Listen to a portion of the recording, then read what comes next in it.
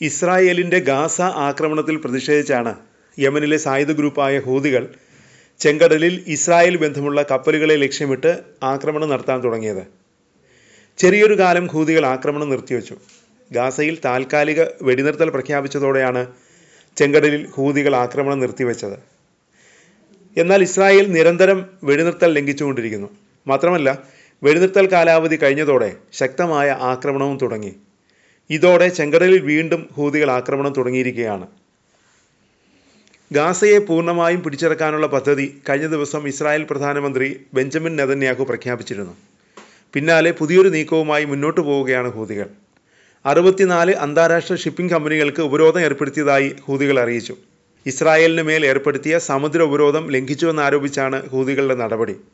മുന്നറിയിപ്പ് നൽകിയിട്ടും ഇസ്രായേലിൻ്റെ തുറമുഖങ്ങളിൽ പ്രവേശിച്ച കപ്പലുകൾക്കാണ് ഹൂതികൾ ഉപരോധം ഏർപ്പെടുത്തിയത്. കപ്പലുകൾ ഇസ്രായേലിൻ്റെ തുറമുഖങ്ങളിൽ അടുക്കുന്നതിന് മുമ്പ് കമ്പനികൾക്ക് പിഴ നൽകുമെന്ന് അറിയിപ്പ് നൽകിയിരുന്നു. ഈ കമ്പനികളുടെ മുഴുവൻ കപ്പലുകളെയും ഉപരോധിക്കുമെന്നാണ് ഹൂതികളുടെ ഭീഷണി. ചെങ്കടൽ, ബാബുൽ കടലിടുക്ക്, ഏദൻ ഉൾക്കടൽ, അറേബ്യൻ കടൽ എന്നിവയിലൂടെ സഞ്ചരിക്കുന്നതിൽ നിന്ന് വിലക്കിയിട്ടുണ്ടെന്നും ഹൂതികൾ അറിയിച്ചു. യമൻ സായുധ സേനയ്ക്ക് എത്തിപ്പെടാൻ കഴിയുന്നിടത്തെല്ലാം ഈ കപ്പലുകളെ ലക്ഷ്യമിടുമെന്നും ഹൂതികൾ പ്രഖ്യാപിച്ചു.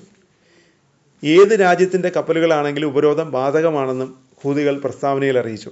ഭാവിയിലുണ്ടാകുന്ന ഏതൊരു ലംഘനത്തിനും സമാനമായ ശിക്ഷാ നടപടികൾ ഉണ്ടാകുമെന്നും ഹൂതികൾ മുന്നറിയിപ്പ് നൽകുന്നു.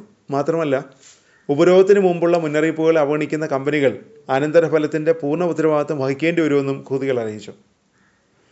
ഇസ്രായേലിൻ്റെ സൈനിക പ്രവർത്തനങ്ങൾ അവസാനിപ്പിക്കാനും ഗാസയിലെ ഉപരോധം പിൻവലിക്കുന്നതിനും ഇസ്രായേലിനെ സമ്മർദ്ദത്തിലാക്കാനുമുള്ള ഹൂതികളുടെ തന്ത്രത്തിൻ്റെ ഭാഗമാണിത്. ഇസ്രായേലിൻ്റെ സമുദ്ര വ്യാപാരം തടസ്സപ്പെടുത്താനും അന്താരാഷ്ട്ര ഇടപെടലിനുമാണ് ഈ നടപടികൾ എന്ന് യമൻ സായുധ ഗ്രൂപ്പ് അവകാശപ്പെടുന്നു. മേഖലയിൽ സംഘർഷം രൂക്ഷമാകുന്നതിനിടയിലാണ് ഈ പ്രഖ്യാപനം. ഹൂതികൾ തങ്ങളുടെ സൈനിക നിലപാട് ശക്തമാക്കുകയും ഉപരോധ തന്ത്രത്തിൻ്റെ പുതിയ ഘട്ടത്തിലേക്ക് കടക്കുകയും ചെയ്തിരിക്കുന്നതായി മാധ്യമ റിപ്പോർട്ടുകൾ പറയുന്നു. കപ്പലുകളെ ലക്ഷ്യമിടുന്നത് ഒഴിവാക്കാൻ ആഗോള ഷിപ്പിംഗ് കമ്പനികൾ ഇസ്രായേലുമായുള്ള ബന്ധം വിച്ഛേദിക്കാനും ഹൂതികൾ ആഹ്വാനം ചെയ്തു. അതിനിടെ ലോകരാജ്യങ്ങൾ ഇപ്പോൾ ഇസ്രായേലിനെതിരെ തിരിയുകയാണ്. ഇസ്രായേലിൻ്റെ പുതിയ പ്രഖ്യാപനമാണ് നിലപാടിന് കാരണം.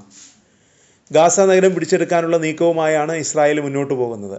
പിടിച്ചടക്കൽ പദ്ധതിക്ക് ഇസ്രായേൽ സുരക്ഷാ ക്യാബിനറ്റ് അനുമതി നൽകി. ഇക്കാര്യം പ്രധാനമന്ത്രി ബെഞ്ചമിൻ നെതന്യാഹുവിൻ്റെ ഓഫീസ് അറിയിക്കുകയും ചെയ്തു. ഗാസയിലെ മുഴുവൻ പ്രദേശത്തിൻ്റെയും നിയന്ത്രണം പിടിക്കുകയാണ് ഇസ്രായേലിൻ്റെ പദ്ധതി. ഹമാസിനെ പുറത്താക്കി ഗാസയുടെ നിയന്ത്രണം ഇസ്രായേലുമായി സൗഹൃദമുള്ള ഏതെങ്കിലും അറബ് രാജ്യത്തിന് നൽകും. ഇതാണ് നെതന്യാഹുവിൻ്റെ പദ്ധതി. ഇതിനെതിരെ ശക്തമായ പ്രതിഷേധമാണ് ഉയരുന്നത്.